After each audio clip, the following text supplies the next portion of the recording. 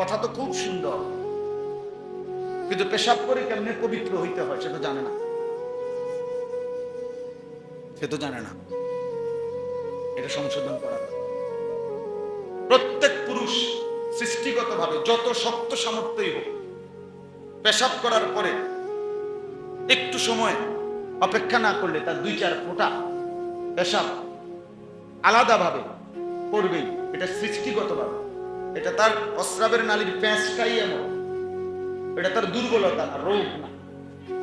এখন সে যদি পেশাবটা প্রথমবার যে স্বাভাবিক বের হয়েছে, শেষ বের হইয়েই যদি সেইনটা টান মাইরা হাঁটা শুরু করে, তো বাকি 4 ফোঁটা 5 ফোঁটা যে পেশাব, এটাতে এই অপদার্থের প্যান্টে জমা। এই অপদার্থ তো নোংরা, দুর্গন্ধওয়ালা, তার পেশাব, তার প্যান্টের মধ্যে তো মুতের গন্ধ। তো তুমি উপরে বডি স্প্রে মারো আর পাউডার লাগাইলে কি লাগবো? তোমার প্যান্ট তো নাপা। সে তো জানে না, সে হাঁটতে হাঁটতে পেশাব করে। সাদাকাল্লাহু মাওলানাল আযীম। وقال نبينا صلى الله عليه وسلم المرء على دين خليله فلينظر أحدكم من يخالل اللهم صل على محمد وعلى آل محمد كما صليت على إبراهيم وعلى آل إبراهيم إنك حميد مجيد اللهم بارك على محمد وعلى آل محمد كما باركت على إبراهيم وعلى آل إبراهيم إنك حميد مجيد سبحانك لا علم لنا إلا ما علمتنا إنك أنت العليم الحكيم الحمد لله আল্লাহ পাক রব্বুল ইজ্জত সুল জালাল ওয়াল ইকরামের ফজল কারাম, রব্বুল আলামিনের ইহসান, মেহেরবানি, দয়া, আল্লাহ তাআলা আমাদেরকে আজ 7 আগস্ট 2025 রোজ বৃহস্পতিবার আজকের এই আদর্শ সদর না আদর্শ সদর কুমিল্লা আহমদপুর যুব সমাজের উদ্যোগে আজকের এই মোতাবাররাক ইসলাহি মাহফিলে আল্লাহ তাআলাই আমাদেরকে আসবার, বসবার, আল্লাহর জন্যই জমা হওয়ার তৌফিক দান করেছেন। আলহামদুলিল্লাহ। যে কয়েকজন বাবা ভাই আমরা মনোযোগ দিয়ে বসলাম, আল্লাহর ঘরে আসলাম, অল্প কিছুক্ষণ সময় প্রত্যেকেই আলাদা আলাদা নিজের জন্য আল্লাহর কথা শুনি। এতে দিলের মধ্যে খোরাক হবে।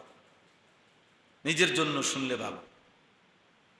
ইসলাহি মাহফিল, ইসলাহ এই শব্দটা আমরা আসলে ব্যবহার করি ওলামায়ে কেরাম, ইসলাহে নফস, আত্মশুদ্ধি, নিজেকে শুদ্ধ করা, নিজেকে সংশোধন করা। তো মূলত আউলিয়ায়ে কেরামের ভাষা ছিল এই যে আত্মিক পরিশুদ্ধি, মানে অন্তরাত্মাকে শুদ্ধ করা। ভিতরে মানুষের 2টা রিপু আছে, সুরিপু, কুরিপু। মানে সহজ কথা হলো উত্তম অভ্যাস, মন্দ অভ্যাস।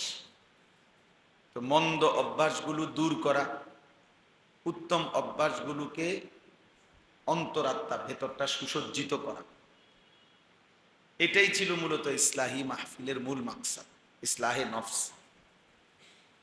কিন্তু এখন আইসা সময়টা এই দাঁড়াইছে যে আমাদের বাহ্যিক পরিশুদ্ধিও সমান হয়ে গেছে। অর্থাৎ দিলের পরিশুদ্ধি যেমন দরকার, বাহ্যিক পরিশুদ্ধিও সমান তালে দরকার। আমাদের ঈমান, আমাদের আকীদা, আমাদের ইবাদত আমল, আমাদের লেনদেন, আমাদের পারস্পরিক আচরণ, আমাদের আখলাক, চলাফেরা, চুল, চেহারা, লেবাস, পোশাক, ঘর সংসার, সাজগোজ, সব কিছুরই কি সংশোধন দরকার। সব কিছুর মধ্যেই আমাদের প্রতিনিয়ত সময় যত গড়াচ্ছে তত বেশি আমরা কোরআন এবং সুন্নাহ, আল্লাহ এবং রসুলের আদর্শ থেকে দূরে সরে যাচ্ছে।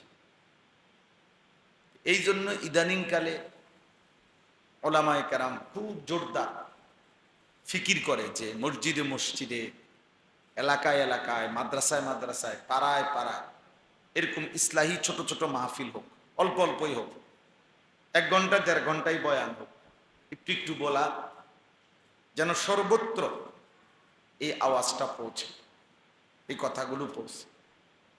এটাই একটা বড় মাকসাদ। মানে ভেতরের সংশোধনও দরকার, বাহ্যিক সংশোধনও দরকার, উভয়টাই এখন দরকার। ইসলাহ, সংশোধন। কোরআনুল কারীমের মধ্যে আছে, আল্লাহ তাআলা বলেন, ইন্নামাল মুমিনুনা ইখওয়া, নিশ্চয়ই মুমিনগণ পরস্পর ভাই ভাই। এখন পরস্পর ভাই ভাই হিসাবে একে অপরের প্রতি দায়িত্ব কি? আল্লাহ তাআলাই বলে দিছে এই আয়াতের মধ্যে, ফাআসলিহু বাইনা আখাওয়াইকুম, অতএব তোমরা তোমাদের পরস্পর ভাই একে অপরের সংশোধন করে দাও। তুমি নিজে ঠিক করলেই তো পরস্পর আমরা ভাই ভাই, আমাদের একজন আরেকজনের করণীয় কি, একজনে আমাদের নিজে ঠিক করলে হতো না যে তোমার মোবাইলে যদি এমবি না থাকে বা চার্জ না থাকে তাইলে আমি ইনশাল্লাহ সহযোগিতা করব, তোমার ছবি দেখা দরকার, নাচ গান দেখা দরকার, তো কাজে কোনো ঘাবড়াইবে না, আমি আছি না, আমার এমবি আছে, আমারটা দেখবো। তাহলে আমরা এখন অনেকটা মনে করি যে বন্ধুত্ব মানে হচ্ছে এই মন্দ কাজে একজন আরেকজনকে আগায় আগায়, অথচ মূলত কথা ছিল একে অপরের সংশোধন করা। আসলিহু বাইনা আখাওয়াই। আল্লাহ নবী সাল্লাল্লাহু আলাইহি ওয়াসাল্লাম বলেন, আল মুমিনু মিরআতুল মুমিন, এক মুমিন আরেক মুমিনের আয়না স্বরূপ। মিরআতুন মানে হলো আয়না। আয়নায় যেমন নিজের চেহারা দেখে বোঝা যায় কোথায় দাগ, কোথায় ত্রুটি, ঠিক এক মুমিন আরেক মুমিনের দিকে তাকাইলে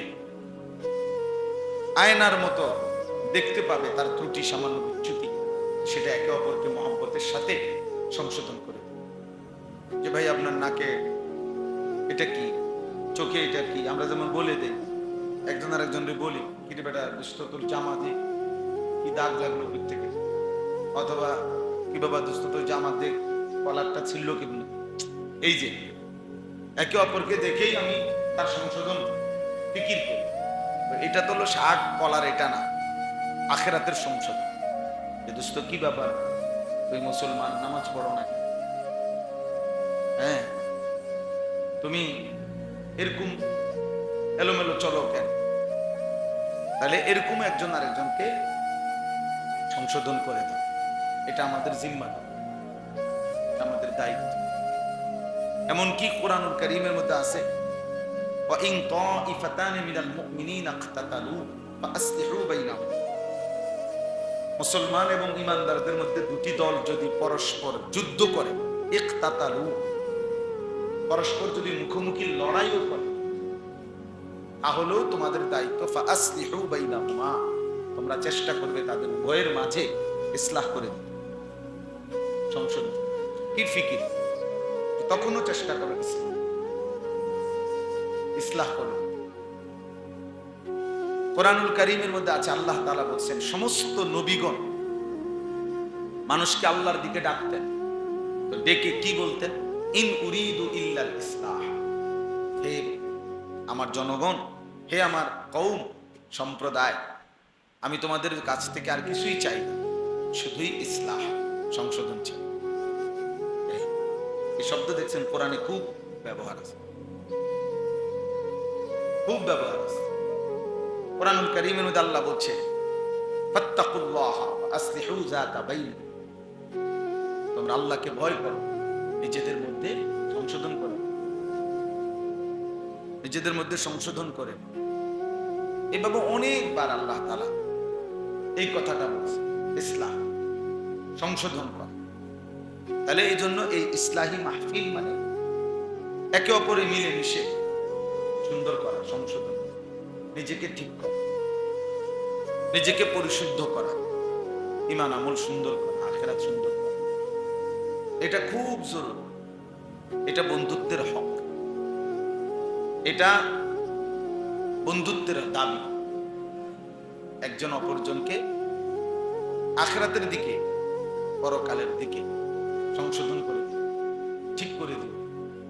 অনেক আয়াত এটা কোরআনে আল্লাহ বলছে। আরো শুনে, কোরআন শরীফে আশ্চর্য একটা সুন্দর আয়াত আছে। আল্লাহ তাআলা বলছে কোরআন শরীফের সব আয়াতই সুন্দর। লা খায়রা ফি কাসীরিন মিন নাজওয়াহুম, তোমাদের অধিকাংশ একান্ত কথাবার্তার মধ্যে কোনো কল্যাণ নাই। আল্লাহ বলতেছেন অধিকাংশ একান্ত আলাপচারিতার মধ্যে কল্যাণ নেই।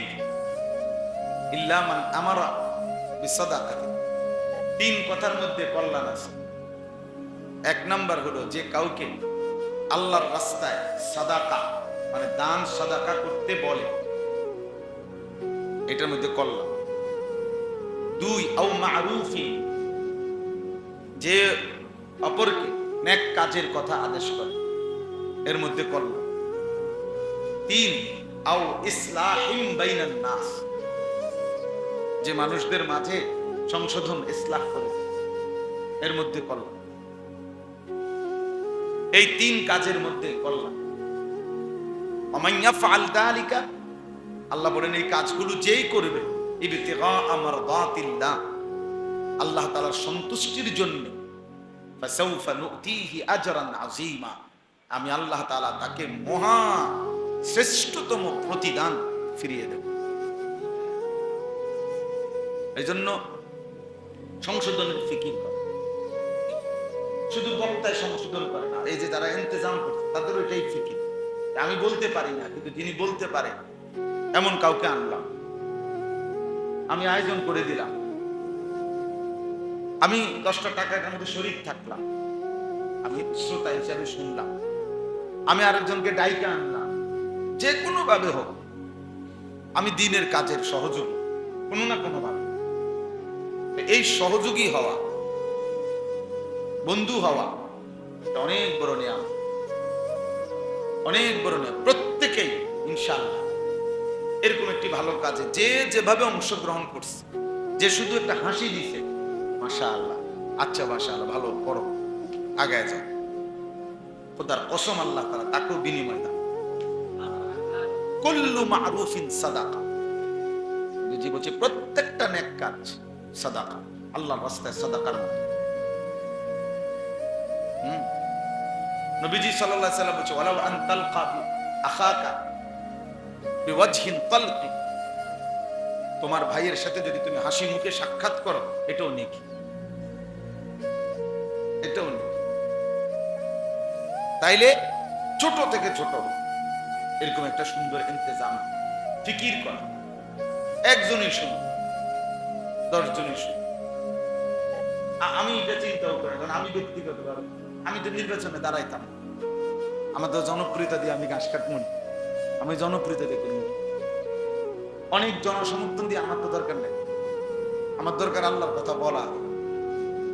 যখন যে কয়জন সুযোগ পাই, 1 জন হোক আর 1000 জন হোক, আমার মালিকের কথা ফেরি করা আমার এটা দায়িত্ব।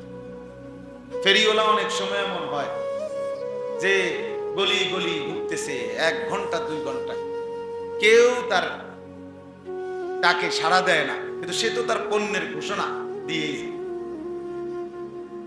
সে বলেই যায় বালতি বালতি, সে বলেই যায় তরকারি তরকারি। হয়তো কোনো ঘর থেকে কেউ ডাকে না, কিন্তু তাই বলে কি ফেরিওয়ালা তার পণ্যের ঘোষণা বন্ধ করে দেয়? তো আমার জিম্মাদারি, ফয়সালা তো আসমানে, পরিবর্তন তো মালিকের হাতে, হেদায়েত তো আল্লাহ তাআলার হাতে, সিদ্ধান্ত তো আল্লাহ তাআলার হাতে। আমাদের দায়িত্ব ফেরি করা, বলে যাও, বলে যাও। তাইলে ভাইয়া এটা প্রথম কথা। ইসলাহি মাহফিল গুরুত্বপূর্ণ, অনেক ফায়দা হয়, অনেক ফায়দা। কোনো একজনের দিলে যদি আল্লাহর মহব্বত আসে, নামাজের মহব্বত আসে, জীবনটা সুন্দর করার ভালোবাসার আসে, বাকিরা সবাই নেকি নেকি পায়। এজন্য আমি প্রথম অনুরোধ করলাম যে কয়েকজন যুবক বা যাদের ফিকিরে আজকের এই আয়োজন হয়েছে, আল্লাহ তাআলা তাদেরকে যেন সর্বোত্তম বিনিময় না। মনে রাখতে হবে ইন্নাহু মাইয়াত্তাকি ওয়া ইয়াসবির, কোরআন শরীফের একটা অকাট্য ফয়সালা। যে আল্লাহকে ভয় করবে এবং যে কোনো পরিস্থিতিতে সবর করবে, আল্লাহ বলছে ফাইন্নাল্লাহা লা ইউযিউ আজরাল মুহসিনিন, এমন নেককারের কোনো কাজ আল্লাহ তাআলা নষ্ট হতে দেবেন না, বরং প্রত্যেকটার বিনিময় তিনি দেবেনই দেবেন।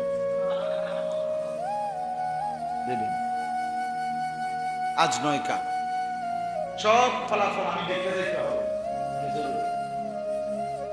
রাসূলুল্লাহ সাল্লাল্লাহু আলাইহি ওয়াসাল্লাম, হযরত ওমর রাদিয়াল্লাহু তাআলা আনহু, তিনি অর্ধ পৃথিবী বাদশাহী করছেন।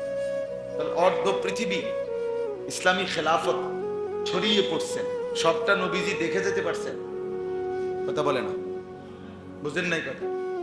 তাইলে নবীজি মানে ইসলাম যতটুকু অঞ্চলে ছড়াইছে সাহাবাদের জমানায়, 4 খলিফার জমানায়, আবু বকর, ওমর, ওসমান, আলী রিদওয়ানুল্লাহি আলাইহিম আজমাইন, নবীজি হায়াতে থাকতে এটা দেখে গেছে। তাইলে তাহলে আমি কিংবা আপনি সবটা দেখে যাইতে হবে, এটা জরুরি। এটা তো ইলেকশন না আমার, এটা যে আমি নির্বাচিত হইতেই হবে, আমি থাকতে, নাহলে আমি মরে গেলে আমি জিততে লাভ কি? এটা তো আমার, এটা না। আমি আল্লাহর জন্য বলে যাওয়া, করে যাওয়া, ফিকির করে যাওয়া। হতে পারে কোনো একদিন অনেক হবে, হয়তো আমি নাই। হাদিস, এমন হাদিস আছে,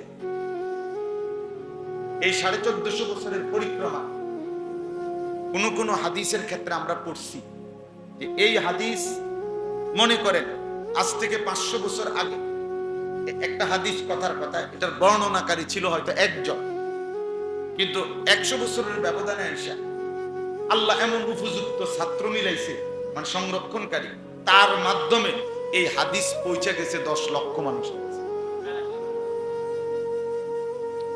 ইমাম বুখারী রাহমাতুল্লাহর উস্তাদরা, ওনারা যতজন ছাত্রের কাছে হাদিস পৌঁছাইছে, ইমাম বুখারী তার চাইতে বেশি, 1000 গুণ বেশি মানুষের কাছে হাদিস পৌঁছায় গেছে।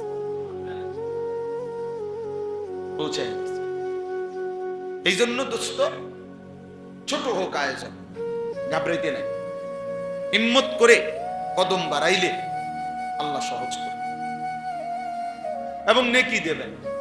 আমি সবটা ফলাফল দেখে যাইতে হবে, এটা জরুরি। এটা দুনিয়াবি মানুষের কথা হইলো, তারা নগদ ফলাফল দেখতে চায়, এখনই দেখতে চায় না। আমরা এখন দেখলে হবে। আল্লাহ তাআলা কোরআনুল কারীমের মধ্যে বলছে সব ফলাফল প্রকৃত আখিরাতে দেখা, আখিরাতে দেখা। ফালা তা'লামু নাফসুম মা উখফিয়া লাহুম মিন কুররাতি আ'য়ুন। আল্লাহ বলেন, আমি আমার বান্দার জন্য জান্নাতে এমন সুন্দর নিয়ামত লুকিয়ে রেখেছি, আড়াল করে রেখেছি। ও যখন দেখবে, যখন ওর সামনে দাঁড়াবে, তখন এক নজরে তার চোখ ঠান্ডা হয়ে যাবে, চক্ষু শীতল হয়ে যাবে, চক্ষু শীতল।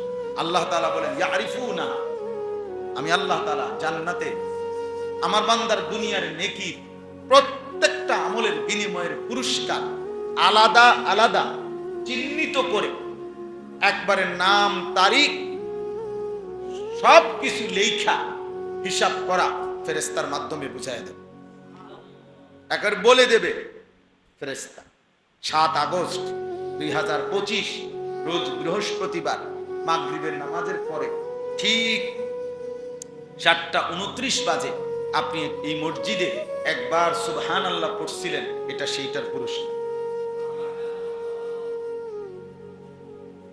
এটাই কোরআনের আররাফাহালা।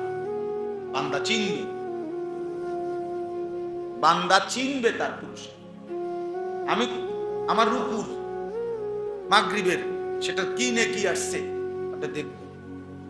প্রত্যেক ওয়াক্ত নামাজ, প্রত্যেক সেজদা, প্রত্যেক বন্দিকে আলাদা আলাদা পুরস্কার আল্লাহ তাআলা বান্দাকে বুঝাই দিবে।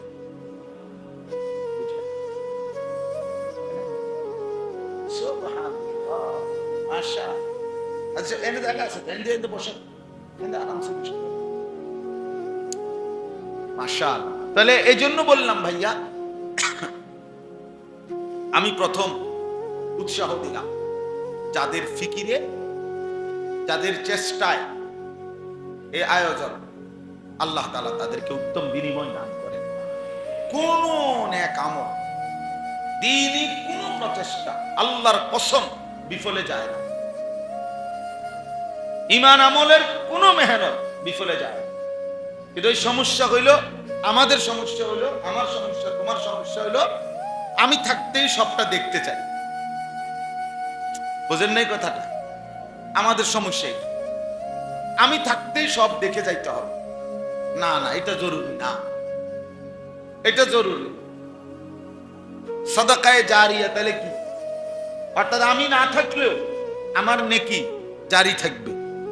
তা তাইলে বুঝা গেল সবটা বিনিময় যদি আমারে আমি থাকতেই দেখাই ফেলতে হয়, তো এটা জারি থাকবো কেমন? আমার নেক কাজের সব বিনিময়ে সবটা যদি এখনই খাওয়াইয়া ফেলে, দিয়ে ফেলে এখানে, তো জারি থাকবে কেমনে? সামনে মিলবে কেমনে? এই জন্য আমরা প্রত্যেকেই ইনশাআল্লাহ মানুষের সংশোধনের ফিকির দরকার। ইসলাহে নফস, আত্মশুদ্ধি, নিজের সংশোধন। আগে বললাম যে আগে বুজুর্গানে দিন বলতো আর্থিক সংশোধন, ভেতরে মন্দ রিপু, যেমন উদাহরণ হিংসা একটি মন্দ অভ্যাস, এটা ত্যাগ করা। অপরের প্রতি কল্যাণকামিতা উত্তম অভ্যাস, এটা আনয়ন করা। প্রচন্ড রাগ মন্দ অভ্যাস, ধৈর্য সহ্য উত্তম অভ্যাস। আগে ছিল এই মেহনত, বুজুর্গরা, আউলিয়ারা, এই যে পীর সাহেবরা, খানকাওয়ালারা, ওনারা আগে এই মেহনতই করতেন, মানে অন্তর সাজানোর মেহনত করতেন। আগে বাহ্যিক মুসলমানের চালন বলন, ইমান, ইসলাম, তাকওয়া, পরহেজগারি বাহ্যিকভাবে মোটামুটি 99% 95% মুসলমানের মধ্যে ছিল। একেবারে অজপাড়া গায়ের গ্রাম্য মানুষও 5 ওয়াক্ত নামাজ পড়া স্বাভাবিক মনে করতেন। মা চাচিরা ফজরের নামাজ না পড়ে কোনোদিনও চুলায় আগুন ধরাইতেন না। কিন্তু দিন দিন সময়ের পরিক্রমায় এখন বাহ্যিক অবস্থাটাও সদরবদর হয়ে গেছে। সদরবদর লাখো মুসলমান এমন মিলবে, লাখ লাখ মুসলমান যে ফরজ গোসলটা ঠিক মতো করতে জানে। হায় হায় বদনসিব, কি পরিমাণ দুর্ভাগ্য, কি পরিমাণ দুর্ভাগ্য। নাকের নরম জায়গায় পানি পৌঁছানো ফরজ গোসলে, বীর্যপাত হলে ফরজ, তো নাকের নরম জায়গায় মানে এই নাক বাঁকা হয় যে একটু, এখন এটার ভিতরে পানি পৌঁছানো ফরজ, ওযুর মধ্যে সুন্নত। এজন্য তখন একটু পানি ঢুকলেই চলবে। ফরজ গোসলের সময় নাকের নরম জায়গায় ভিতরে পানি পৌঁছানো ফরজ। আপনি লক্ষ লক্ষ যুবক মুসলিম তারা এখন দাঁড় করায় দেখা, সে বলতে পারবে না, সে জানেই না নাকের নরম জায়গায় পানি কিভাবে পৌঁছায়।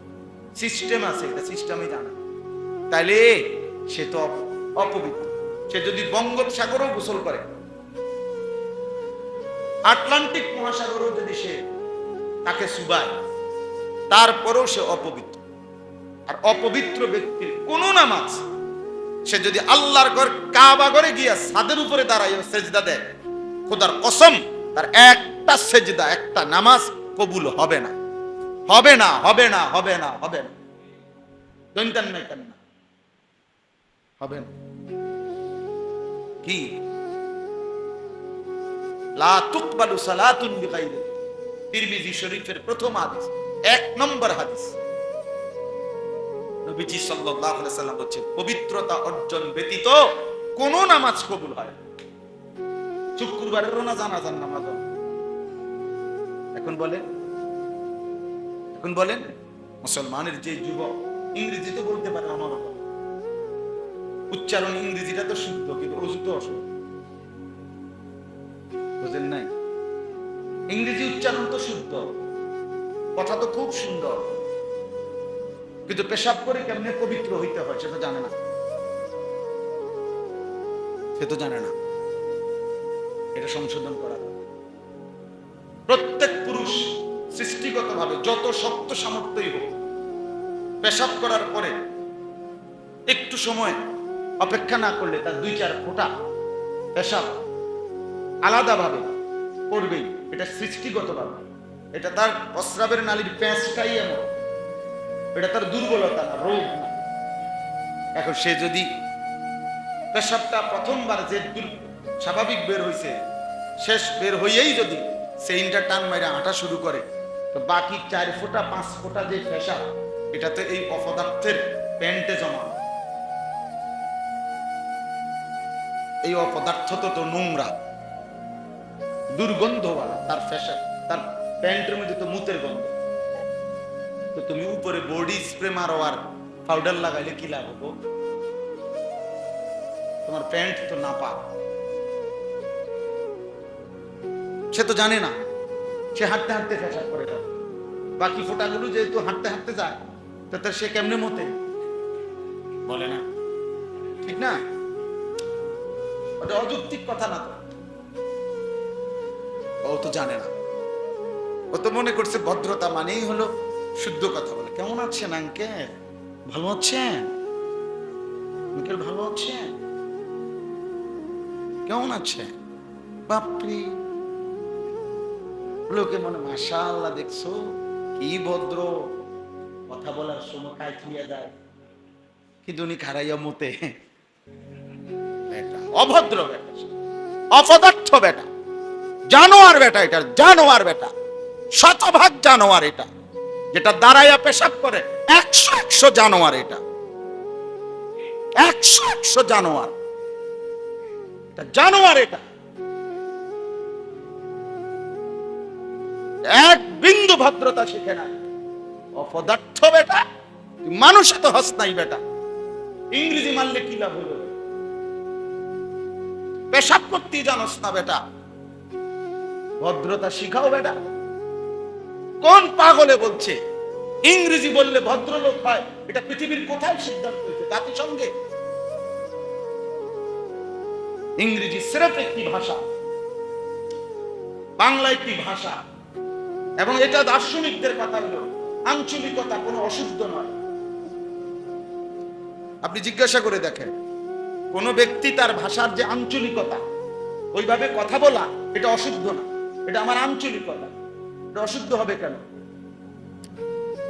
চিটাগাংয়ের কিছু ভাষা আছে সিলেটের ভাষা ভিন্ন আমাদের কুমিল্লারটা ভিন্ন এটা আঞ্চলিকতা তা আঞ্চলিকতা কি অশুদ্ধ অশুদ্ধ না আমি এটা আঞ্চলিকতা হ্যাঁ এটাকে শুদ্ধ বলা অথবা আরেকটু এটা জিজ্ঞাসা করো আর কি আয়াকরাহুল খলিলু লিকা খলিলিহি বন্ধু কি বন্ধুর সাক্ষাৎ অপছন্দ করে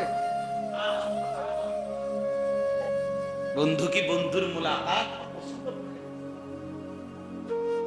ইব্রাহিম আলাইহিস সালামের কাছে আয়েশা বলছে আর ইব্রাহিম আলাইহিস সালাম তো সাথে সাথে বলছে হায় এটা তো আসলে মৃত্যু না এটা তো আমার পরম সেই বন্ধুর মুলাকাত ওই কিতাবে লিখছে ইব্রাহিম আলাইহিস সালাম সাথে সাথে বলছে ইকবিজ রূহিয়া আন ইয়া মালাকাল মউত হে মালাকুল মউত এখনই জান কবজ করো এখনই এখনই এজন্য আল্লাহর নবী সাল্লাল্লাহু আলাইহি ওয়াসাল্লাম ইন্তেকালের পূর্ব মুহূর্তে নবীজিরও দোয়া ছিল এটা আল্লাহুম্মা রাফিকাল আ'লা হে আল্লাহ আমি আমার শ্রেষ্ঠ বন্ধু আপনার সান্নিধ্যেই যেতে চাই হাদিস আছে ইন্নামা ওয়ালিয়ুকুমুল্লাহ, মুমিনের বন্ধু হবে আল্লাহ। 2 নাম্বার ওয়া রাসূলুহু, তার রাসূল নবী মুহাম্মদ সাল্লাল্লাহু আলাইহি ওয়াসাল্লাম। তাহলে মুমিনের দ্বিতীয় বন্ধু কে? রাসূলুল্লাহ। কে ভাই বলেন না কে? এজন্য আল্লাহ নবী সাল্লাল্লাহু আলাইহি সাল্লাম সাহাবায়ে কেরামের কলিজার ভিতরে এইটা শেষ পর্যন্ত এই সবক মস্ক করাইছে। এই কথা দিলে দিলে প্রত্যেক সাহাবীর মধ্যে এটা বসাইছে যে তোমার জিন্দেগীর সবকিছুর চাইতে আমি রাসূলই হব আল্লাহর পরে সবচেয়ে বেশি ভালোবাসার। এমন কি ওমর রাদিয়াল্লাহু তাআলা আনহুর মতো সাহাবী একবার শুধু জীবনে বলছে, লা আনতা আহাব্বু ইলাইয়া মিন কুল্লি শাইইন ইল্লা নাফসি। হে আল্লাহর নবী, আপনি আমার কাছে আমার সবকিছুর চাইতে বেশি প্রিয়, শুধু কেবল আমার জীবনটার চাইতে না। আমি নিজের জানটাকে একটু বেশি ভালোবাসি, এছাড়া বাকি যত কিছু আছে আমার ঘর পরিবার অর্থ সম্পদ দুনিয়ার বাকি সব কিছুর চাইতে আপনি আমার বেশি প্রিয়। আল্লাহর নবী সাল্লাল্লাহু আলাইহি ওয়াসাল্লাম বলছেন, লা ইয়া ওমর, না ওমর, মুমিন হইতে পারো না, মুমিন হইতে পারো নাই। ফাওয়াল্লাযী নাফসি বিয়াদিহি, ওই আল্লাহর কসম যার হাতে আমি মুহাম্মদের জীবন, হাত্তা আকুনা আহাব্বা ইলাইকা মিন নাফসিকা, তোমার জানের চাইতে যতক্ষণ আমি প্রিয় না হব ততক্ষণ তুমি পূর্ণ ঈমানদার হইতে পারবে না। হযরত ওমর তৎক্ষণাৎ চিন্তা করছে যে যদি নবী আমাকে এখন বলে দুশমনের মোকাবেলায় যে কোনো পরিস্থিতিতে আমি তো আল্লাহর নবীর ভালোবাসায় জীবনটাও দিয়ে দিতে রাজি আছি, তাহলে আমি তো জীবনের চাইতেও বেশি ভালোই বাসি, তাহলে এটা বলতে আপত্তি কি? তো সাথে সাথে উনি শুধরাইয়া বলছে, লা আনতা আহাব্বু ইলাইয়া মিন কুল্লি শাইইন হাত্তা মিন নাফসি। ইয়া রাসূলুল্লাহ, আপনি আমার নিকটে সবকিছুর চাইতে বেশি প্রিয়, এমনকি জীবনটার চাইতেও বেশি প্রিয়। আল্লাহর নবী বললেন, আল আনা ইয়া ওমর, হে ওমর, এখন তুমি পূর্ণ মুমিন হলে। তাইলে দোস্ত বলো ভাই, চুলে কার ভালোবাসা? পাঞ্জা শার্টে কার ভালোবাসা? দাড়িবিহীন এই চেহারাতে কার ভালোবাসা? টাকনুর নিচে প্যান্ট পরো কার ভালোবাসা? এই ফ্যাশনেবল চুল কার ভালোবাসায় আছে? বলো ভাই, বলো। আইসো না ভাইয়া, উড়াই দিও না, ফেলে দিও না। এমন একদিন আসবে দোস্ত, হয়তো আর বলার মতো কেউ থাকবে না, কেউ কোনোদিন মনেও করে। পৃথিবীতে এমন বহু দেশ আছে যেখানে পরিচয়ধারী মুসলমান আছে, কিন্তু বছরের পর বছর যাদের কাছে আল্লাহর কথা পৌঁছাইবারও কোনো ব্যবস্থা নেই। আজ তো আলহামদুলিল্লাহ আমরা বলতেছি, হয়তো কোনোদিন এমন হবে যে বলার সুযোগ নেই। 850 বছরে একদিন, 850 বছর স্পেনে পৃথিবীর মুসলমানদের সবচেয়ে বড় সফল রাজত্ব ছিল, ইলমের জয় জয়কার ছিল। এই যার নাম বলছি এরকম ঘটনা তাফসীরে কুরতুবী, মানে এই যে কিতাব থেকে বললাম যে ইব্রাহিম আলাইহিস সালামের ঘটনা কইলাম এবং মৃত্যু কুলের মতো বললাম না, এটা যিনি এইটার লেখক উনি স্পেনের। এই কুরতুবা মানে কর্ডোবা, স্পেনের একটি গুরুত্বপূর্ণ এলাকার নাম কর্ডোবা। কর্ডোবা এটা স্পেনের পৃথিবীর সবচেয়ে বিখ্যাত ফুটবল ক্লাবের একটি ক্লাবের নাম হলো বার্সেলোনা, আছে না?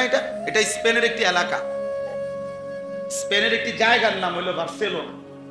এইখানে পৃথিবীর সবচেয়ে দামি 850 বছরে এক সময় মুসলমানদের জগৎ বিখ্যাত অসংখ্য আলেম ফকিহ এই বার্সেলোনাতে ছিল। আজ তারা ফুটবলে বিখ্যাত, আজ তাদের ঐতিহ্য। পৃথিবীতে বর্তমানে স্পেনিশ খেলোয়াড়, ফুটবল খেলোয়াড়ের জগতে সবচেয়ে দামি খেলোয়াড়। পৃথিবীতে সবচেয়ে বেশি ফুটবল ক্লাব স্পেনের ক্লাব, অথচ এটা ছিল না ইতিহাস। ইতিহাস ছিল 850 বছর মুসলমানদের। এজন্য দোস্ত আল্লাহকে ছেড়ে দাও, একটা প্রজন্মের তোমরা যদি 90%, একটা জেনারেশনের যদি 95% কিশোর যুবক মুসলিম পরিচয়ধারী, মা বাবা মুসলমান, এভাবে যদি তোমরা ইসলামকে নিজেদের চুল, চেহারা, লেবাস, পোশাক, কর্ম, চিন্তা, চেতনা, বিশ্বাস, মূল্যবোধ থেকে এভাবে বিদায় করে দাও, খোদার কসম এমন কোনোদিন যদি হয় যে আর এর পরের জেনারেশন, একটা প্রজন্ম আইসা ইসলাম কি, আল্লাহ কি, রসুল কি, দিন কি, খোদা কি কিছুই চিনবে না।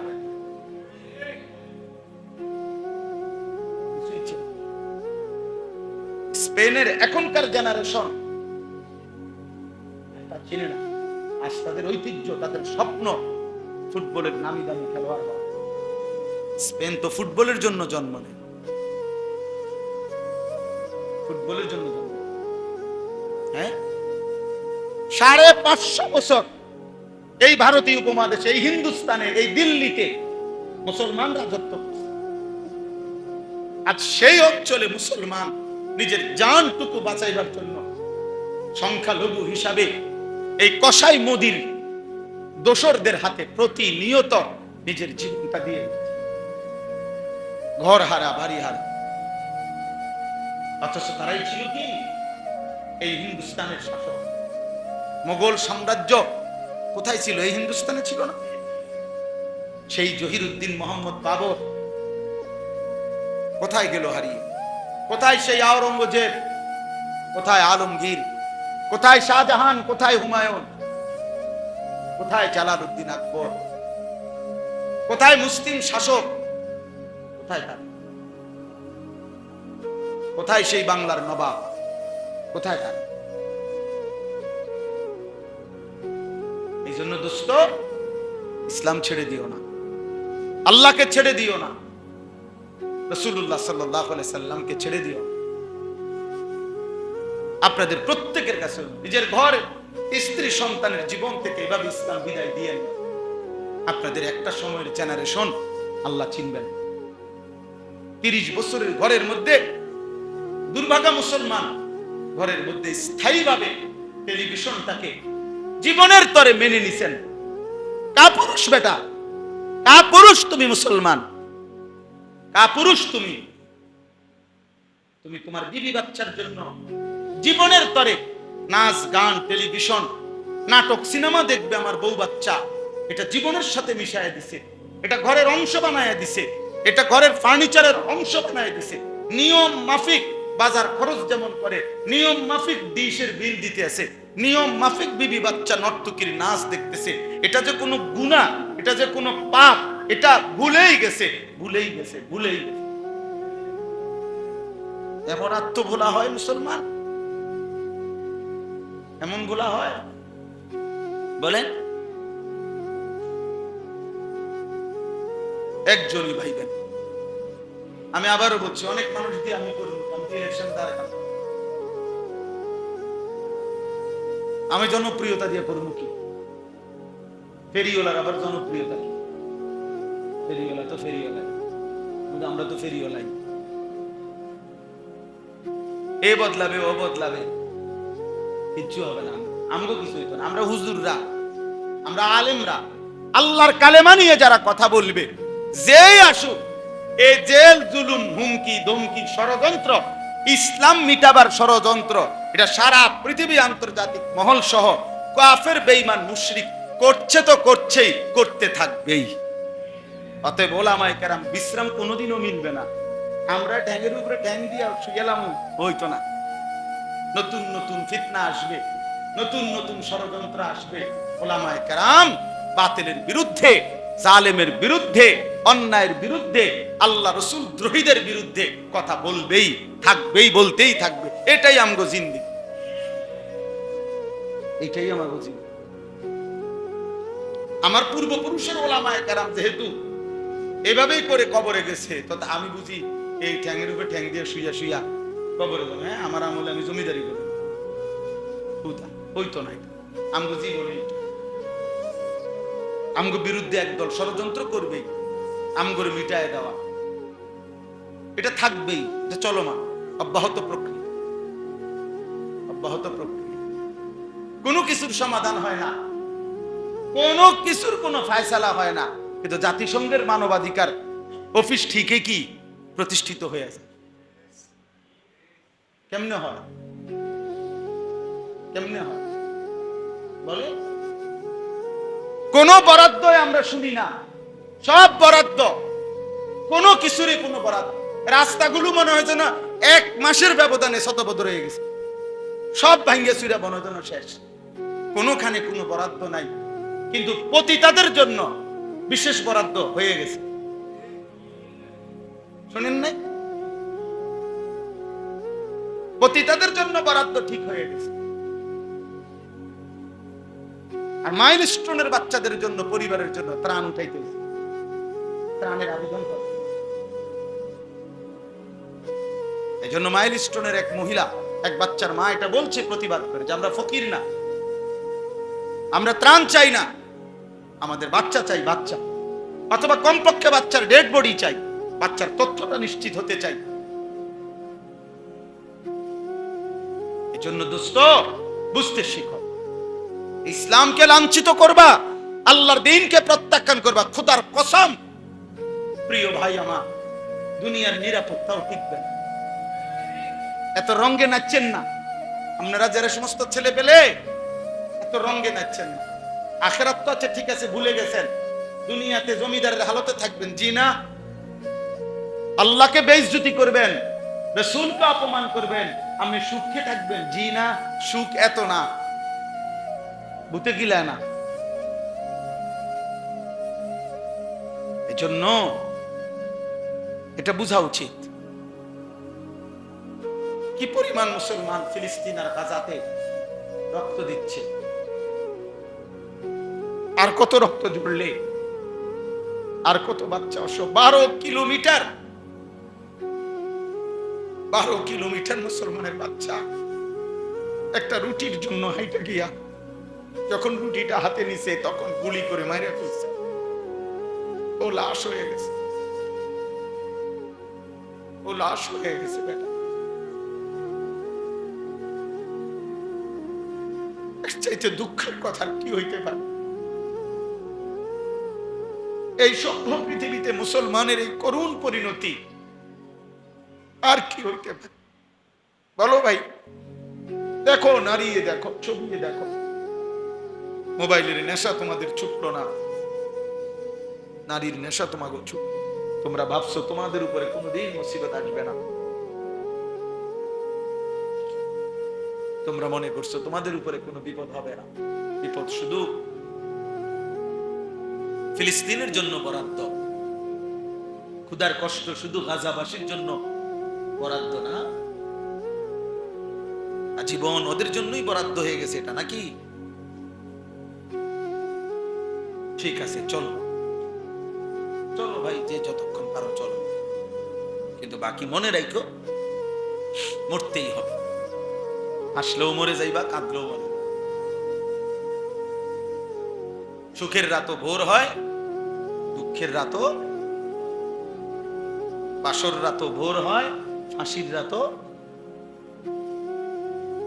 রাতি আর বাকি থাকে। আল্লাহ আমাদেরকে বুঝ দান করে। ওয়াল্লাযীনা আমানুল্লাযীনা ইউকিমুনাস সালাতা ওয়া ইউতুনাজ যাকাতা ওয়া হুম রাকিউন। আল্লাহ তাআলা বলেন, 1 নাম্বার মুমিনের বন্ধু হবে আল্লাহ, 2 নাম্বার রাসূলুল্লাহ, 3 নাম্বার ওই সমস্ত ঈমানদার। ভাইয়া শেষ কথা, ওই সমস্ত ঈমানদার, আবারও বলছি ওই সমস্ত ঈমানদার। দোস্ত, আপনারা 2 জন ভাই মোবাইলে এতটা সময় দেওয়াটা ভদ্রতা হলো না, সুন্দর হলো না। চেহারা দেখে তো বুঝের মানুষ মনে হয়েছিল, আমার আফসোস লাগলো আপনাদেরকে দেখে, তাকাইয়েই ছিলাম। এত গাফেল মানুষ হয় না। মোবাইল টিপা বাকি দেখলে বাইরে গিয়া মোবাইল টিপে, বাইরে ঠ্যাঙ্গালগি দিয়ে হাঁটেন, অসুবিধা কি? আমি ছেড়ে দেওয়ার মানুষ না, আমি জীবনে একবার হলে একবারই বললাম, আর আসলাম না, অসুবিধা কি? কথা বোঝেন নাই আমার? অসুবিধা, আমি তো আগেই কইছি আমি তো জনসমর্থন দিয়ে করুন কি, আমি তো ভোটে খারাইছি না।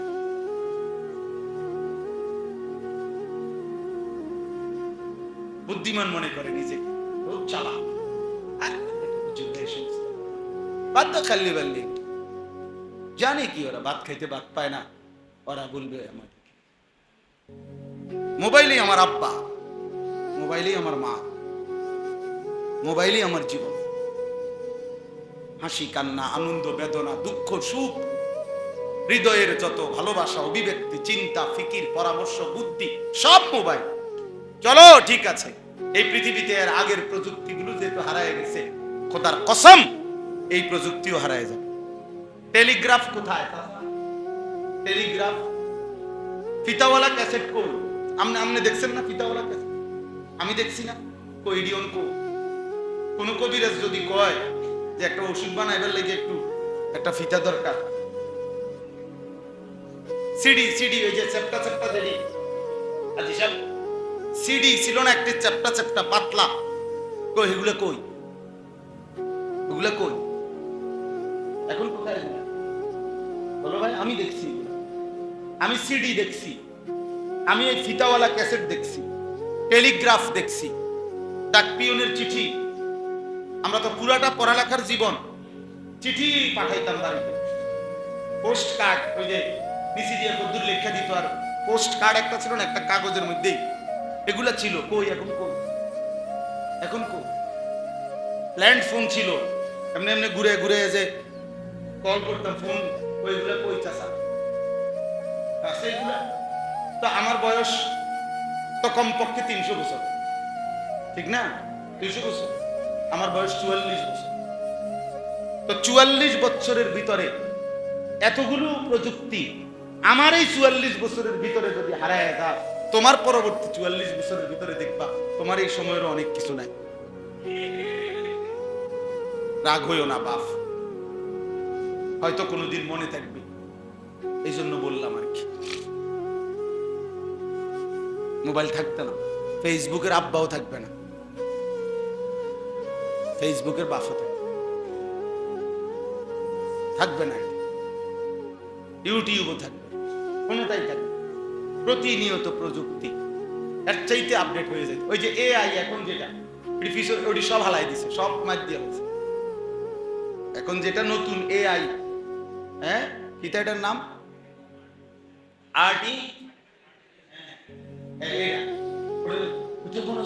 জিনের মতো কথা।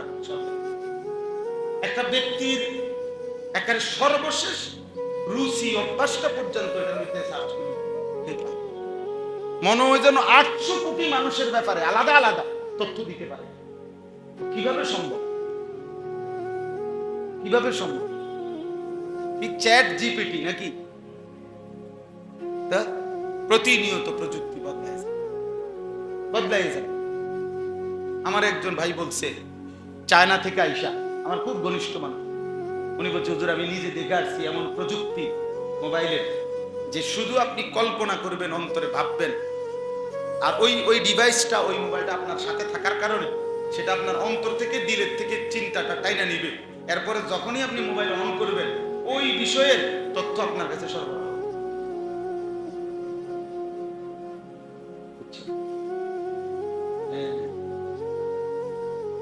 একটা মজার কথা হইল, কিয়ামতের দিন একজন মানুষের জীবনের সমস্ত কিছু প্রকাশিত হবে।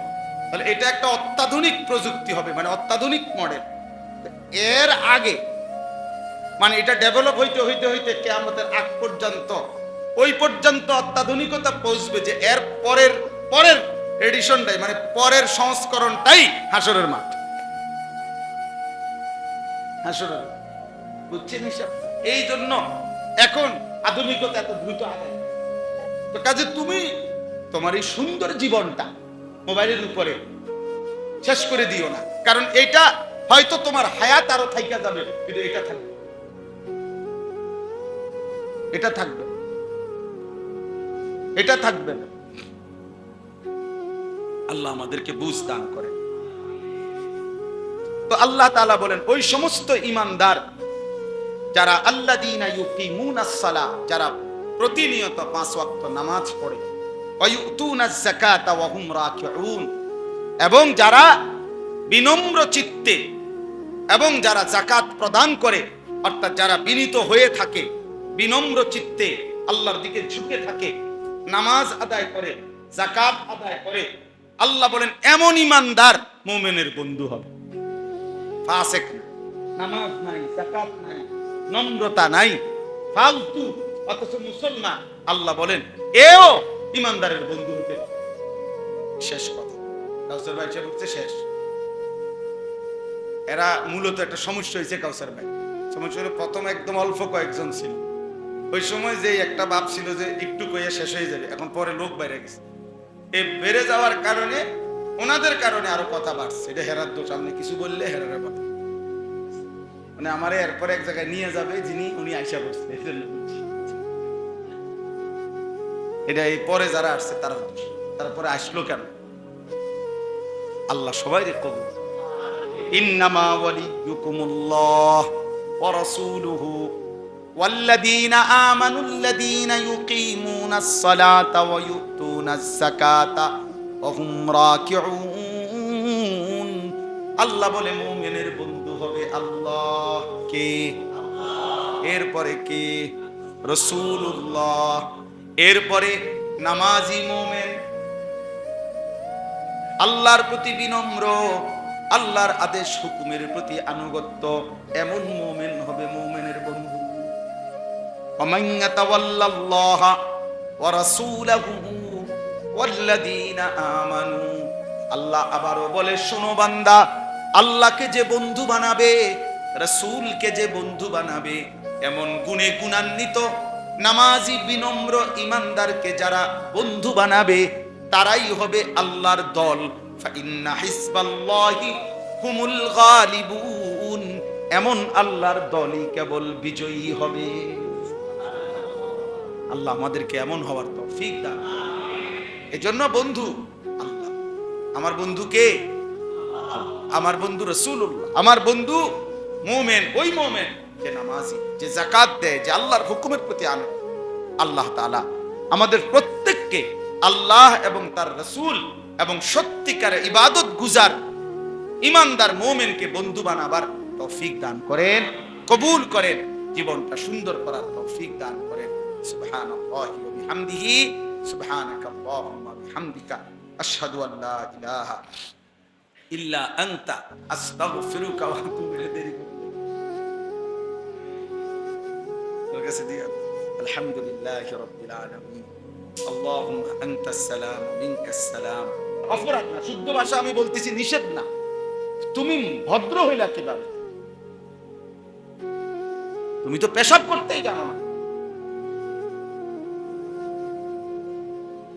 যে পৃথিবীর মানুষ, যে ইউরোপ, তাদের বাথরুমে, আমার আশ্চর্য, এর চাইতে বড় আশ্চর্য কথা কি যে পৃথিবীতে ইউরোপের অসংখ্য দেশ আছে যেখানে বাথরুমে পানির কোনো ব্যবস্থা নেই। বাংলাদেশে আমি একবার, আমার জীবনে একবার একটা 5 স্টার হোটেলে গেছিলাম। আমি জীবনে একবারই গেছি।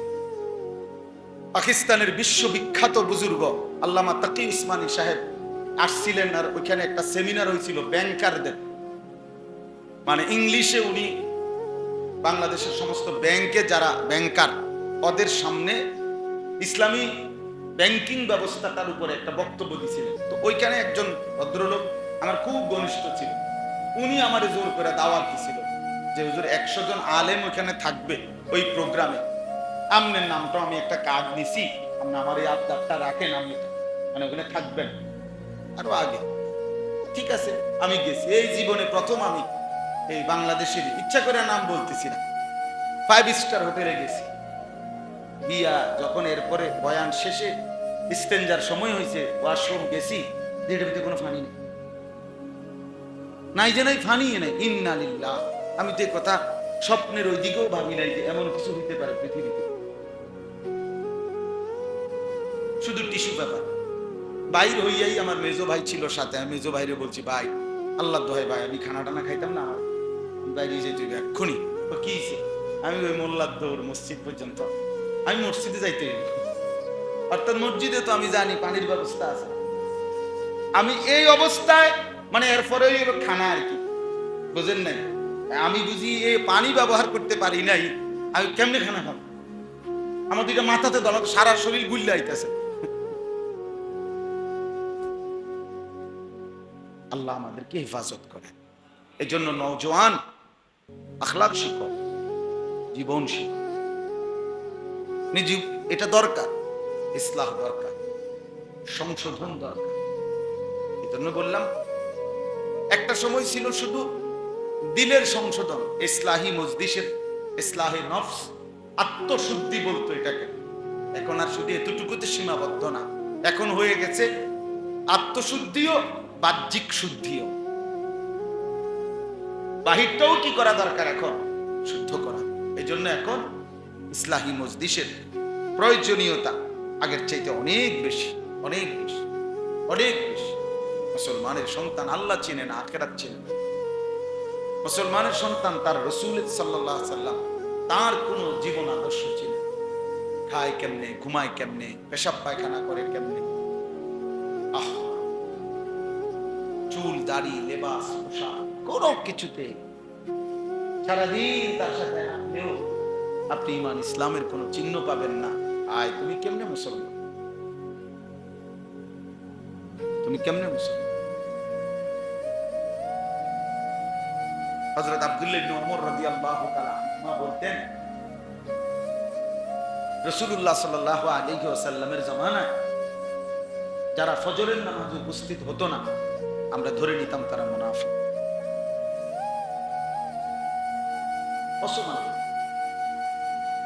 আমরা বুঝে নিতাম এই লোক মুনাফিক। নবীজি সাল্লাল্লাহু আলাইহি সাল্লাম বলেন, লা ইয়াশহাদুহুমা মুনাফিকুন, এশার নামাজ এবং ফজরের নামাজে উপস্থিত হয় না যে মুনাফিক সে।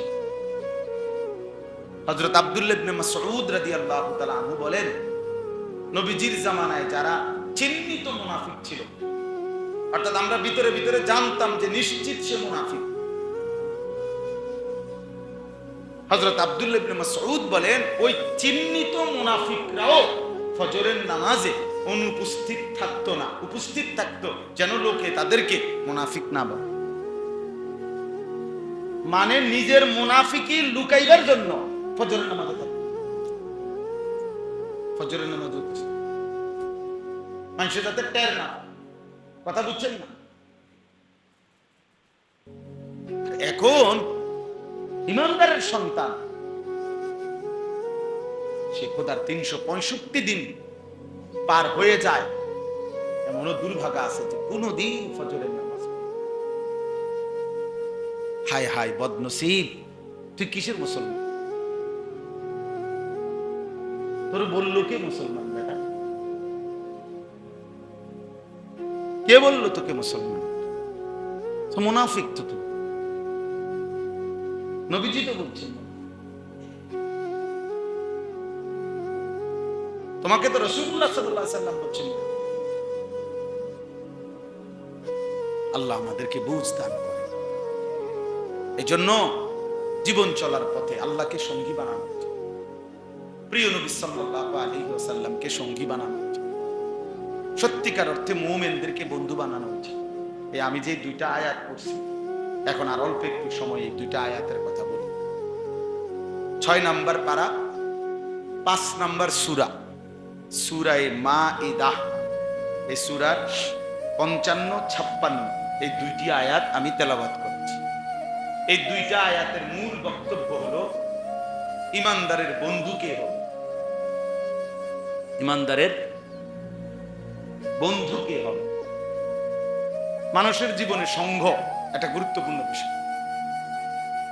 সংঘ অর্থাৎ মানুষ একাকী চলতে পারে, একাকিত্ব অভিশাপ, একাকী থাকা বহুত বড় কষ্ট। এই জন্য মানুষ একাকী থাকতে পারে না, একাকিত্ব। এই একবার মনে আছে কিনা আপনাদের, কয়েক বছর আগে, কয়েক বছর আমার এখন মনে নাই, বাকি কয়েক বছর আগেই এক ভদ্রলোক কোটি কোটি টাকার মালিক, কিন্তু লাইভে সরাসরি নিজের মানে ইয়াতে মাথায় পিস্তল দিয়া ট্রিগার টিপ্পা নিজে আত্মহত্যা করছে। এখন লাইভে এটা সে নিজে বলছে শুধু একটাই কারণ, একাকিত্ব। স্ত্রী, সন্তান, মেয়ে সব তার থেকে এভাবে বিচ্ছিন্ন হয়েছে যে সে সবকিছু থাকা সত্ত্বেও অর্থ, সম্পদ, বাড়ি, গাড়ি, একাকী। এই একাকিত্বের অভিশাপে, যন্ত্রণায় শেষ পর্যন্ত আত্মহত্যা করে। এটা সব চ্যানেলে দেখাইছে, আমি তো দেখছি, জানি নামটা এখন মনে নাই। এবং এটাও শুনছি যে একজন সিনেমার নায়কের কি জানি ওই লোকটা, হ্যাঁ হ্যাঁ হ্যাঁ ঠিক না, হ্যাঁ হ্যাঁ ঠিক আছে, এরকম যেই হোক, আমার নায়কের নামের দরকার। তো বললাম একাকিত্ব অভিশাপ। আমি একজন লোককে দেখছি আমার এলাকার ভদ্রলোক, একটি প্রাইভেট মেডিকেল কলেজের চেয়ারম্যান, কোটি কোটি টাকার মালিক, অনেক সম্পদশালী, কিন্তু ওনার স্ত্রী অন্য জেলায় থাকে, একটাই ছেলে, সে আরেক জেলায় থাকে, উনি একা থাকে বাসায়, 10 তলা ফ্ল্যাট। একজন কর্মচারী লোক রাখছে 5,000 টাকা বেতন দিয়ে, ওই লোকই উনারে রান্না বান্না করে খাওয়া।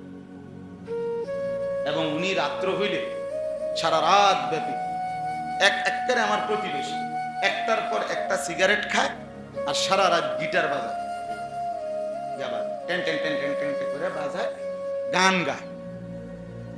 গানও মানে এমন বিশ্রী আওয়াজ যে গানও না, গানের জাতও না, সুরও না, তার সুরের জাতও না।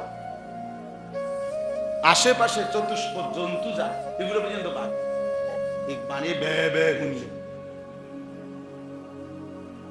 কি করবে? একা থাকে, রাত কাটে। এজন্য মানুষ সঙ্গ চায়, একাকী থাকতে চায়। এটা গুরুত্বপূর্ণ, সমাজবদ্ধ জীব মানুষ।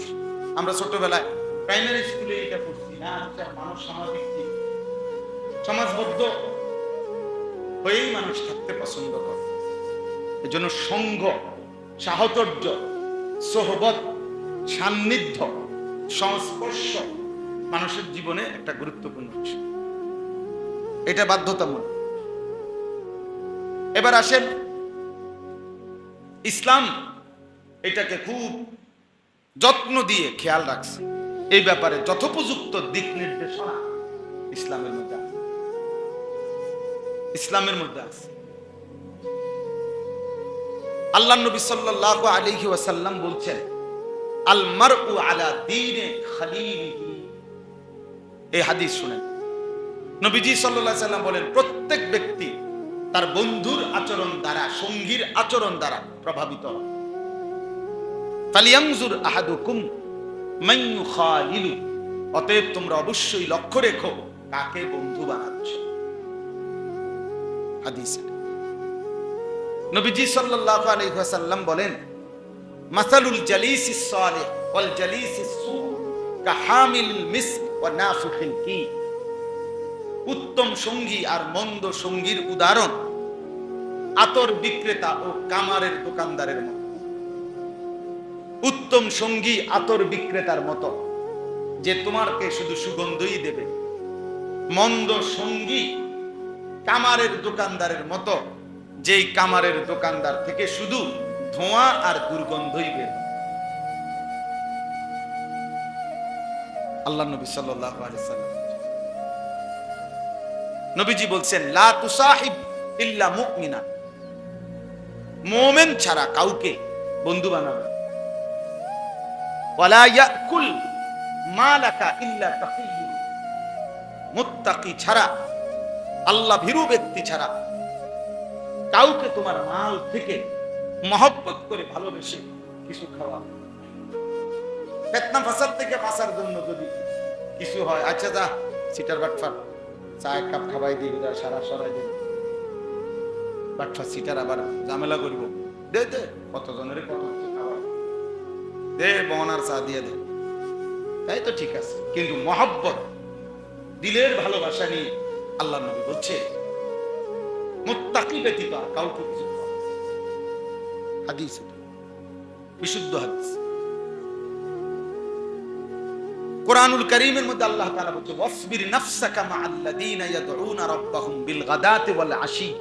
হে নবী, আপনি আপনার নিজেকে, নবীজিকে বলছেন আল্লাহ, আপনি আপনাকে ওই মানুষদের সঙ্গী বানাবেন, মজবুত ভাবে দৃঢ়তার সাথে তাদের সঙ্গী বানাবেন যারা সকাল সন্ধ্যায় দিবা নিশি আমার সন্তুষ্টির জন্য আমাকে ডাকতে থাকে। খুদ রাসূল সাল্লাল্লাহু আলাইহি ওয়াসাল্লাম, এজন্য হাদিসে আছে নবীজি সাহাবীদেরকে মাঝে মাঝে মহব্বত করে বলতেন, তোমাদের সাথে থাকার জন্য আল্লাহ তাআলা আমাকে আদেশ করছে। কারণ ওই মুহূর্তে এরাই তো আবু বকর, ওমর, ওসমান, আলী, এরাই তো সাহাবারাই তো খুদ রাসূল সাল্লাল্লাহু আলাইহি ওয়াসাল্লামকে আল্লাহ বলছেন, আপনি ওয়ালা তা'দু আইনাকা আনহু ওয়ালা তুতি' মান আগফালনা কলবাহু আন যিকরিনা। যার অন্তর আমি আল্লাহর স্মরণ থেকে গাফেল, আপনি তার সঙ্গী হবেন না। ওয়াত্তাবা হাওয়াহু, যে সব কিছুতে নিজের মনের চাহিদা মতো চলে, আপনি তার সঙ্গী হবেন না। ওয়া কানা আমরুহু ফুরুতা, প্রত্যেক বিষয়ে গুনাহ এবং নাফরমানির ক্ষেত্রে যে সীমালঙ্ঘন করে, বাড়াবাড়ি করে, সীমালঙ্ঘন করে, তার সঙ্গী হবেন। তাইলে প্রিয় ভাই, আল্লাহ তাআলা এটা বুঝাইছেন সঙ্গী বানাবে কাকে। নবীজিকে এক সাহাবী জিজ্ঞাসা করছে, ইয়া রাসূলুল্লাহ, আমি কেমন লোককে সঙ্গী বানাবো? নবীজি বলছে 3 গুণ যার মধ্যে আছে। কয় গুণ? যাক্কারাকুম বিল্লাহি রুয়াতুহু, যাকে দেখলে আল্লাহর কথা মনে পড়ে। ওয়া যাদা ফি ইলমিকুম মানতিকুহু, যার কথা শুনলে কোরআন সুন্নাহর ইলম বাড়ে। ওয়া যাক্কারাকুম বিল আখিরাতি আমালুহু, যার আমল দেখলে আখিরাত মনে পড়ে, যার চেহারা দেখলে আল্লাহকে মনে পড়ে, যার কথা শুনলে ইলম বাড়ে, যার আমল দেখলে আখিরাতের কথা মনে পড়ে। এমন লোককে সঙ্গী, এমন লোককে বন্ধু বানাই। প্রিয় ভাই, নওজোয়ান সবাই, বয়স্ক হোক, প্রত্যেকে জীবনে সঙ্গী নির্বাচনের ক্ষেত্রে অনেক সতর্কতা। আল্লাহ নবী সাল্লাল্লাহু আলাইহি ওয়াসাল্লাম বলেন, মাস্তাফাদাল মুমিন মিন বাদি তাকওয়াল্লাহ, একজন ঈমানদার তাকওয়ার পরে, মানে আল্লাহকে যে ভয় করে, তাকওয়া আল্লাহ ভীতি মানে ইবাদত আমল, এর পরে দুনিয়াতে তার সবচেয়ে বড় অর্জন, সবচেয়ে উত্তম সম্পদ কি? আল্লাহ নবী সাল্লাল্লাহু আলাইহি ওয়াসাল্লাম বলছেন, তাকওয়ার পরে, আল্লাহ ভীতির পরে, আল্লাহর ইবাদত বন্দেগীর পরে মুমিনের জন্য দুনিয়ায় সর্বশ্রেষ্ঠ সম্পদ আল মারআতুস সালিহা, একজন পবিত্র নেককার উত্তম স্ত্রী। হ্যাঁ, উত্তম স্ত্রী, একজন নেক সঙ্গিনী, নেক সঙ্গিনী, এ আমার সঙ্গী। কোরআনুল কারীমের মধ্যে আছে, আল্লাহ তাআলা বলেন, আল আখিল্লাউ ইয়াউমাইদিন বা'দুহুম লিবা'দিন আদুউন ইল্লাল মুত্তাকিন। ভাইয়া, কোরআনের আয়াতে আল্লাহ বলে, বন্ধুগণ কিয়ামতের দিন সকলেই একে অপরের শত্রু হয়ে যাবে, ইল্লাল মুত্তাকিন, একমাত্র তাকওয়ার বন্ধুগণ ব্যতীত। আল্লাহ ভীতির ক্ষেত্রে, ইবাদত আমলের ক্ষেত্রে, আখিরাতের ক্ষেত্রে যারা একে অপরের বন্ধু ছিল, খোদার কসম আল্লাহ বলে, তারা কিয়ামতের দিনও, হাসরের মাঠেও বন্ধু থাকবে। বাকি বন্ধুরা আদুউন, শত্রু হয়েছে। ইয়া ইবাদি লা খাউফুন আলাইকুমুল ইয়াউম ওয়ালা আনতুম তাহজানুন। সেদিন রব্বুল আলামিন ওই নেককার বন্ধুদেরকে ডাক দিয়ে বলবে, হে আমার বান্দারা শোনো, আজ হাসরের ময়দানে তোমাদের কোনো ভয় নাই, কোনো চিন্তা নাই। তোমরা নেক বন্ধু, উত্তম বন্ধু। এরপরে রব্বুল আলামিন বলবেন, উদখুলুল জান্নাতা আনতুম ওয়া আজওয়াজুকুম তুহবারুন। আল্লাহ বলবেন, তোমরা তোমাদের সেই সঙ্গী বন্ধুদেরকে, সঙ্গীদেরকে সাথে নিয়ে হাত ধরাধরি করে, গলাগলি করে, আনন্দ আর খুশি চিত্তে জান্নাতে ঢোকো। আনতুম ওয়া আজওয়াজুকুম, হ্যাঁ, এটার প্রথম তাফসীর তো স্ত্রী। তোমরা তোমাদের ওই নেককার স্ত্রীদেরকে সাথে নিয়ে ঢোকো জান্নাত। 70,000 হুর না, 70 লাখও যদি জান্নাতের হুর দেওয়া হয়, তারপরেও তোমার স্ত্রী যদি নেককার হয়ে জান্নাতি হইতে পারে, তোমার সঙ্গী, সে হবে 70,000 কোটি হুরের চাইতেও সুন্দরী, দামি, প্রেমময়ী এবং মহব্বতের ভালোবাসা।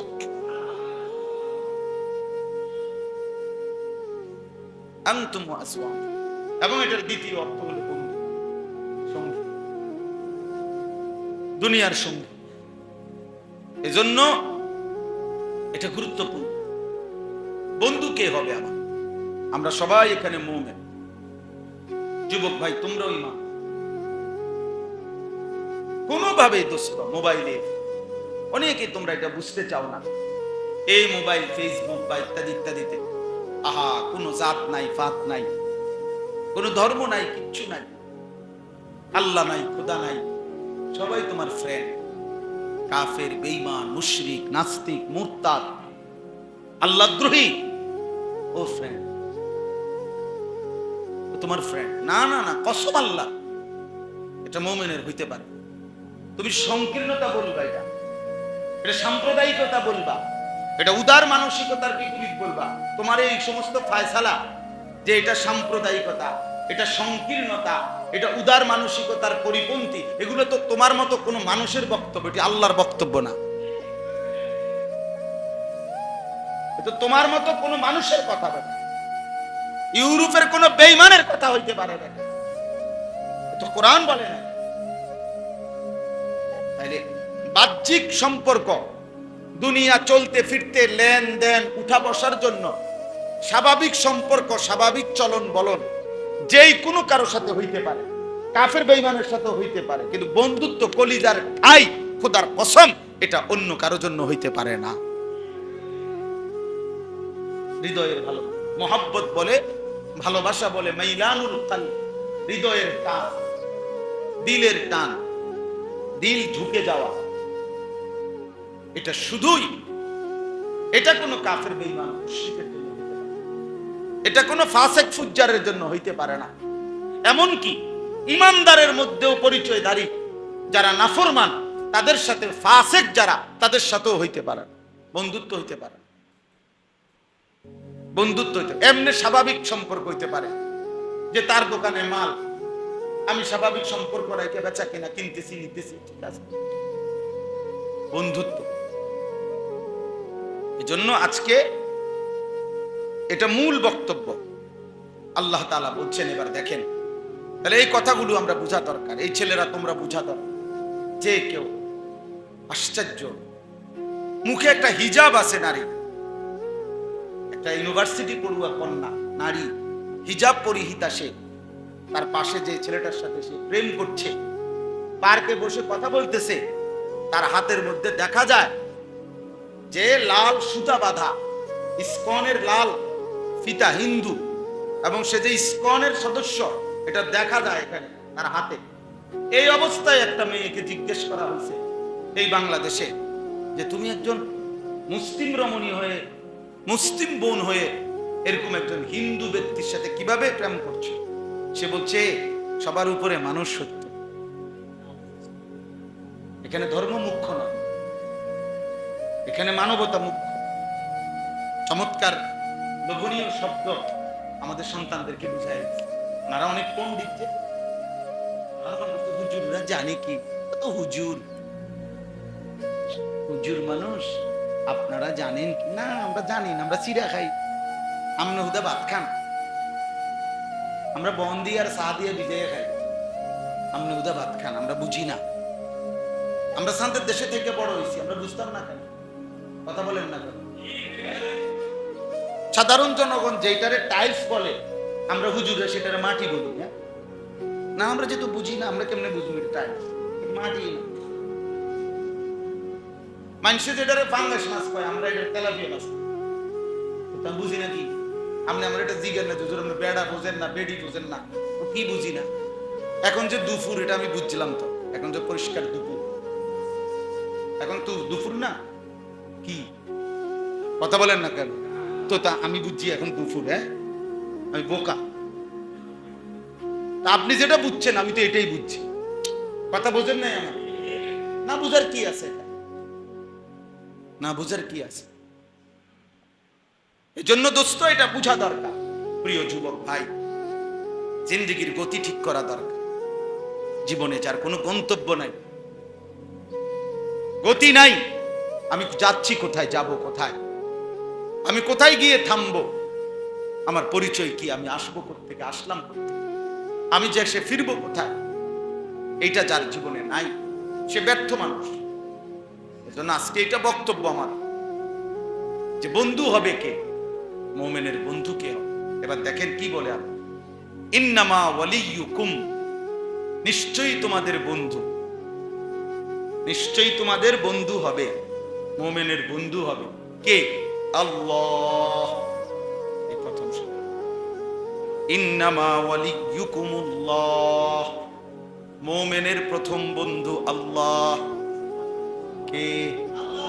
আবার বলেন কে? ওয়াল্লাযীনা আমানু আশাদ্দু হুব্বাল লিল্লাহ, আল্লাহ বলে যারা মুমিন, যারা ঈমানদার, তাদের সবচাইতে বেশি ভালোবাসা আল্লাহর জন্য। কার জন্য? ইয়া আইয়ুহাল্লাযীনা আমানু মান ইয়ারতাদ্দা মিনকুম আন দীনিহি ফাসাউফা ইয়াতিল্লাহু বিকওমিন ইউহিব্বুহুম ওয়া ইউহিব্বুনাহ।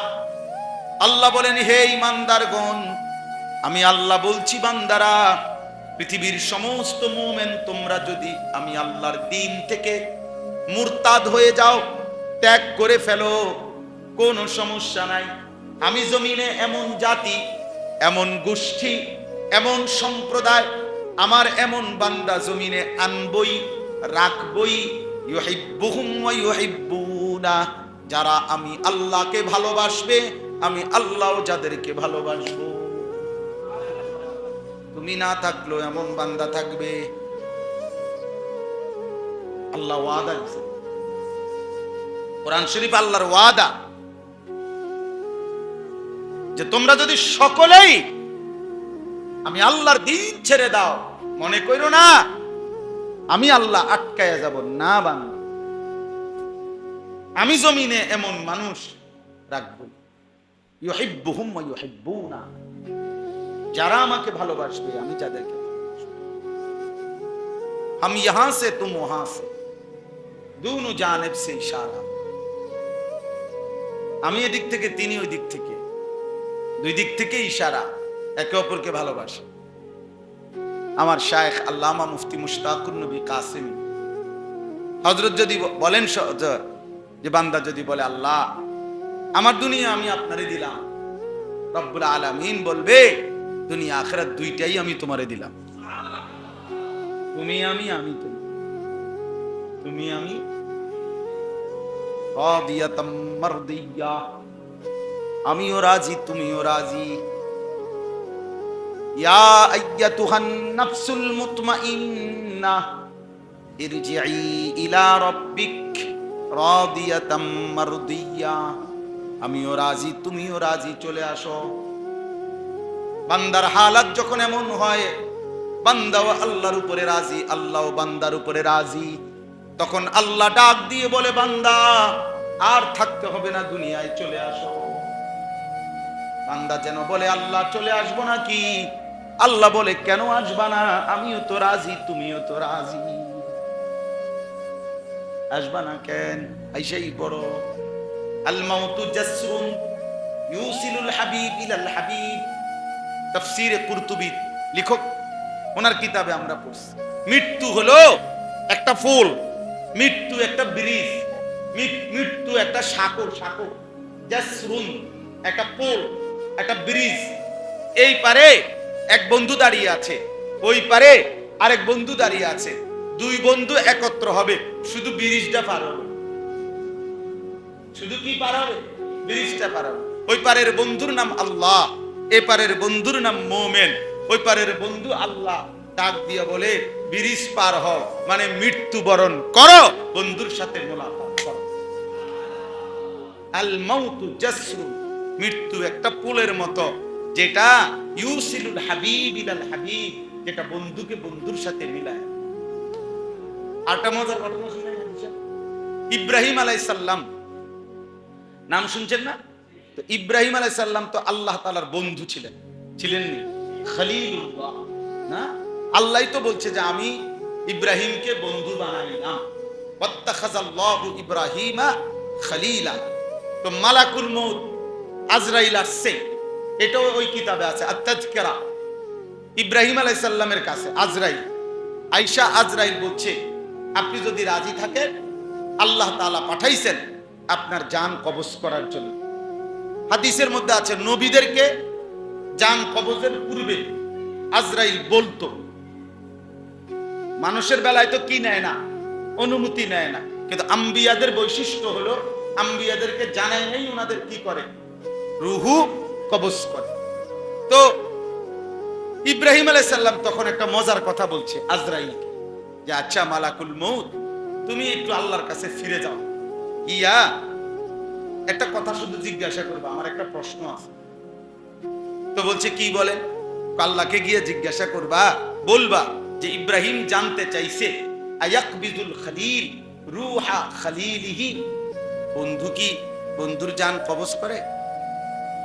বন্ধু কি বন্ধুরে মাইরা ফেলে? আমি না ওনার বন্ধু, উনি না আমার বন্ধু বলে, তো এখন আবার বন্ধু মাইরা ফেলতে চাচ্ছে, জান কবজ করে বন্ধু? কয়টা গিয়ে জিগাও তো কি কয় দাও। তো আজরাইল গিয়ে আল্লাহকে বলছে, আল্লাহ আপনি তো শুনছেনই, তাকে আমার যেহেতু ফাটাইছে আমি জিগাইলাম, আল্লাহ কি শুনে নাই আগে? তো আজরাইল বলছে ইব্রাহিম জানতে চাইছে, ইব্রাহিম নবী, যে বন্ধু কি বন্ধুর জান কবজ করে? তো আল্লাহ তাআলা বলছেন, ওফ, আল্লাহ তাআলা বলছে জি আজরাইল, তুমি গিয়ে ইব্রাহিমকে আরেকটা কথা বলবা, আমার পক্ষ থেকে